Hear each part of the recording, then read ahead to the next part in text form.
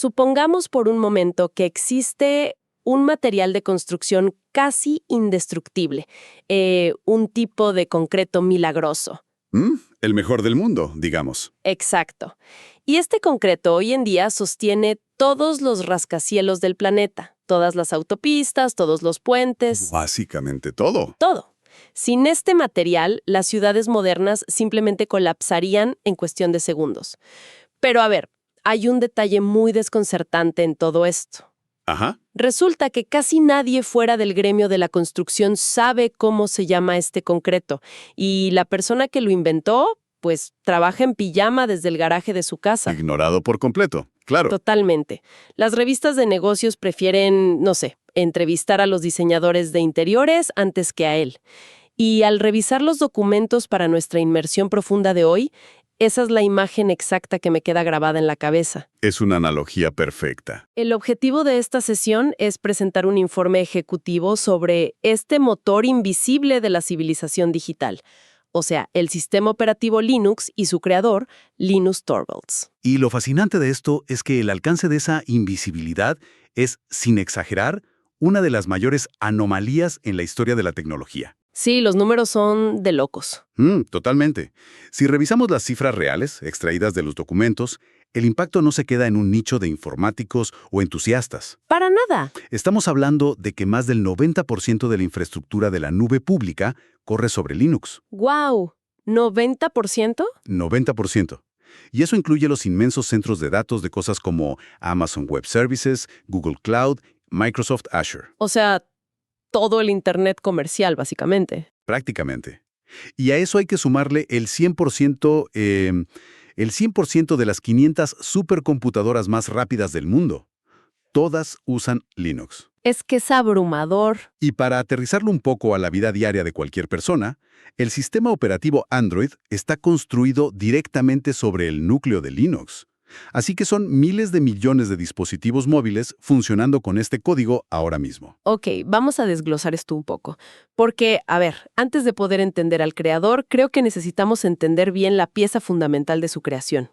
Sí, me parece bien. En las fuentes se menciona una y otra vez que Linux es un kernel, pero siento que ese término como que se lanza al aire y ya, sin mucha explicación. Se da por sentado muchas veces. Exacto. Para que estemos todos en la misma página, ¿qué significa realmente que algo sea el kernel de un sistema operativo? ¿Y por qué es tan absolutamente vital? Pues la mejor manera de visualizar el kernel es pensar en él como el traductor universal, o también como el director de orquesta de una computadora. Ok, me gusta eso de director de orquesta. Sí, porque mira, el hardware físico, o sea, el procesador, la memoria RAM, el disco duro, eso solo entiende impulsos eléctricos, nada más. Ajá. Y por otro lado tienes el software, digamos un navegador web o la aplicación con la que mandas mensajes. Todo eso habla en código de alto nivel, y el kernel es ese puente crítico en el medio. Claro, el que conecta ambos mundos. Exacto. Cuando una aplicación necesita guardar una foto, no puede ir y tocar el disco duro directamente. Sería un caos. Un caos total. Le tiene que pedir permiso al kernel, y es el kernel el que ejecuta la acción física. Sin ese núcleo central, el hardware y el software serían como dos personas que hablan idiomas distintos y no se entienden. Lo cual hace que esta historia me resulte todavía más fascinante. Porque si este puente es literalmente el software más importante de nuestro planeta, es rarísimo que su creador, Linus Torvalds, no esté en las portadas. Sí, es una paradoja. O sea, no vemos documentales en el cine sobre su vida, no actúa como la típica celebridad de Silicon Valley. Según los reportes que leímos, él históricamente ha trabajado desde una oficina muy sencilla en su casa en Portland, Oregón. Trabajando en remoto antes de que fuera moda. Claro. Y él mismo se define como un simple ingeniero pragmático que, pues, resuelve problemas del día a día, no como un gran visionario. Y esa es la palabra clave, pragmático. Pero ¿por qué pasa esto? ¿Por qué la cultura popular simplemente ignora a la persona que mantiene encendido el Internet? ¿Será que a los medios solo les gustan las historias de genios excéntricos que quieren dominar el mundo? Pues la realidad es que Torvalds representa la antítesis de esa narrativa que los medios adoran vender. O sea, la prensa tecnológica se alimenta de este mito del visionario. Totalmente. Gente con discursos gigantes sobre cómo van a cambiar a la humanidad, oficinas con toboganes, planes para colonizar el espacio y esas cosas. Sí, los rockstars de la tecnología. Exacto. Y Linus rechaza esa etiqueta de una manera muy directa. Él no se despertó en 1991 y dijo, voy a construir Linux con un plan maestro para dominar la informática. No, para nada. Lo hizo porque, digamos, quería entender cómo funcionaba el procesador de su nueva computadora personal. Solo eso. Pura curiosidad técnica, duda histórica que me surgió al leer los documentos. Porque en esos años, corporaciones enormes, hablamos de IBM, Microsoft, Sun Microsystems, Gigantes de la época. gigantes, con presupuestos de miles de millones de dólares, tenían auténticos ejércitos de ingenieros haciendo sistemas cerrados. ¿Cómo es posible que un proyecto que empezó un estudiante en Finlandia, trabajando de forma abierta con voluntarios en Internet, lograra vencerlos? El secreto ahí estuvo en el propio mecanismo del desarrollo colaborativo. Piensa que las empresas tradicionales dependían de un número cerrado de ingenieros. 100, 200 ingenieros, quizás. Ajá. Y si un sistema tenía un error súper complejo, solo esos empleados podían buscar la solución. Pero Torvalds, al abrir el código al escrutinio del público, aplicó algo que hoy se conoce como la ley de Linus. Sí, vi esa frase en la investigación. ¿Cómo era? Dado un número suficiente de ojos, todos los errores son superficiales. Ajá. O sea, en lugar de tener a 100 ingenieros trabajando en secreto, Linux de repente tenía decenas de miles de personas. En todo el mundo. En todo el mundo probando, rompiendo cosas y mejorando el código al mismo tiempo. Y la velocidad de evolución de ese modelo abierto simplemente aplastó a los departamentos de desarrollo cerrados. Pero a ver, coordinar a decenas de miles de programadores voluntarios por Internet no suena a un ambiente de paz y armonía precisamente. No, ni de cerca. De hecho, en los documentos se menciona este concepto del dictador benevolente. Y se habla mucho de las listas de correo del kernel, La famosa LKML. esa misma. Aparentemente, los debates técnicos ahí podían volverse súper tóxicos. Y el propio Torvalds tenía fama de tener un temperamento bastante explosivo. Sí, era legendario por sus correos subidos de tono. Entonces, si todo dependía de la colaboración, ¿cómo no se destruyeron a sí mismos con esas fricciones humanas? Pues, el proyecto estuvo muy cerca de colapsar por eso. Torvalds tenía esta idea de que la excelencia técnica era la única métrica que importaba. Ok, Y no tenía ningún problema en destrozar públicamente el trabajo de alguien si el código le parecía malo. Pero lo que salvó a Linux, y esto es muy humano, fue la evolución personal de su creador. ¿se dio cuenta de que estaba ahuyentando a la gente? Exacto. Torvalds reconoció públicamente que su actitud estaba espantando a talento muy valioso. De hecho, se tomó un tiempo libre, se alejó, para reflexionar. Y cuando regresó, la comunidad institucionalizó un código de conducta. Pasaron de ser como un club desordenado a algo más profesional. Exactamente. Dejaron de depender del filtro brutal de una sola persona y establecieron jerarquías claras. Delegaron tareas a líderes de subsistemas. Básicamente, profesionalizaron cómo manejar los inevitables conflictos humanos. Y me parece súper interesante porque esa misma obsesión pragmática por la eficiencia, la que tenían los foros, es exactamente lo que define la arquitectura misma de Linux. Así es, se refleja en el código. Y aquí es donde quiero que entremos a los conceptos técnicos, porque se vuelven un poco paradójicos. A ver. Las fuentes dicen que el diseño del kernel es monolítico, pero modular. Sí, la frase clave. Y un momento. O sea, la palabra monolítico hoy en día suena a algo súper anticuado, como un bloque de piedra inamovible. Hoy todo el mundo habla de microservicios. Todo es descentralizado, claro. Dividir todo en piececitas.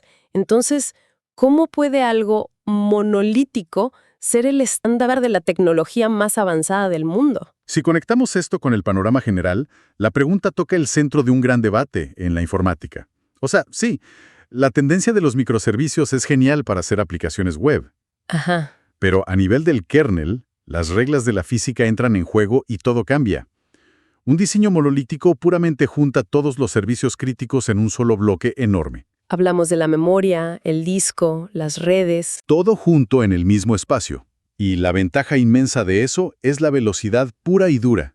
Como todo opera en el mismo lugar, los componentes se comunican casi al instante. No hay latencia por estar mandando mensajes entre cuartos separados. Entiendo lo de la velocidad, pero si es un bloque tan sólido, ¿No significa que, por ejemplo, si quiero enchufar un puerto USB nuevo, tendría que apagar toda la computadora y reconstruir todo el sistema? Y ahí es justo donde entra la genialidad de la segunda palabra. Modular. Ah, ok.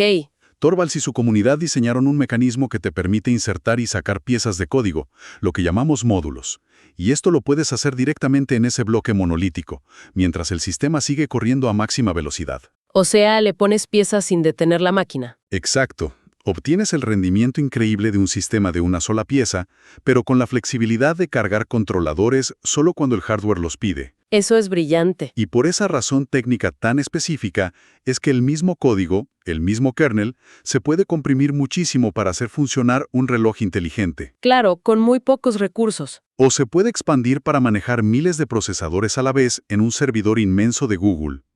Monolítico pero modular, es el equilibrio perfecto. Me quedo atónita con eso. Pero leyendo más a fondo, descubrí algo que me voló la cabeza. Resulta que este kernel no es la única revolución mundial impulsada por Torvalds. Hay otra herramienta inmensa. Sí, me imagino por dónde vas. Git.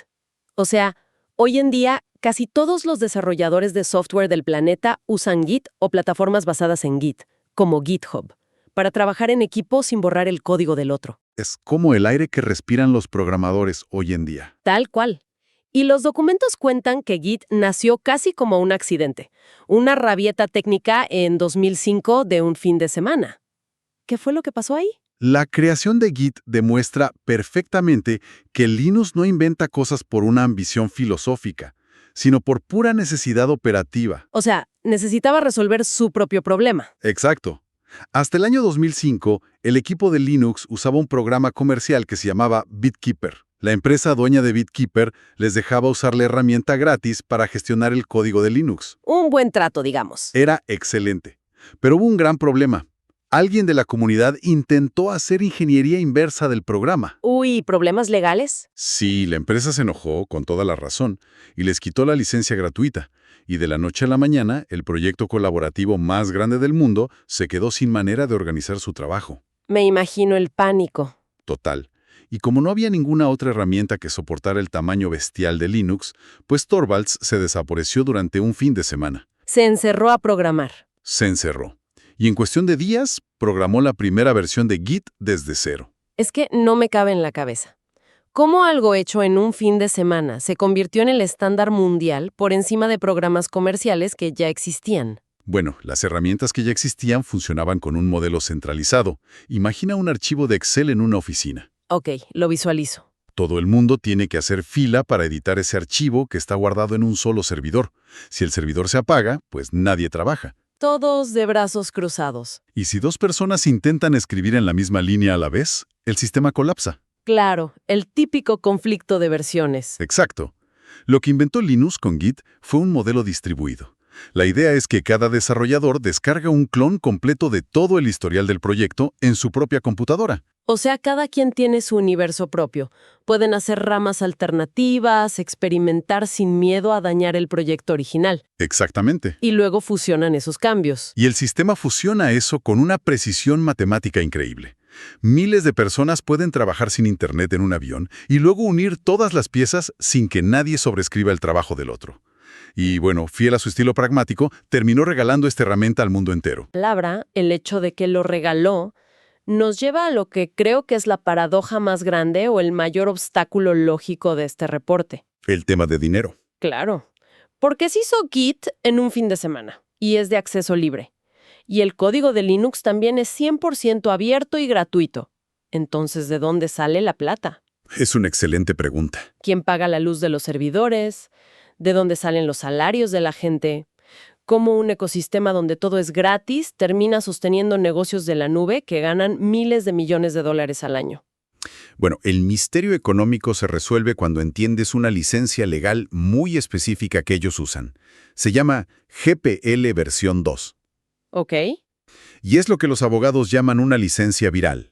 Viral, como un virus. Sí, porque se contagia. Básicamente dice que cualquier persona o empresa puede descargar, usar y modificar Linux gratis, sin pagar un solo centavo. Ok, hasta ahí vamos bien. Pero viene el truco. Si esa empresa hace un cambio en el código y quiere distribuir esa versión mejorada, está legalmente obligada a hacer público ese nuevo código usando exactamente la misma licencia gratuita. Ah, entiendo. O sea, es una trampa legal buenísima. Ninguna corporación grande puede tomar el trabajo gratis, mejorarlo a puerta cerrada y luego venderlo como algo suyo y exclusivo.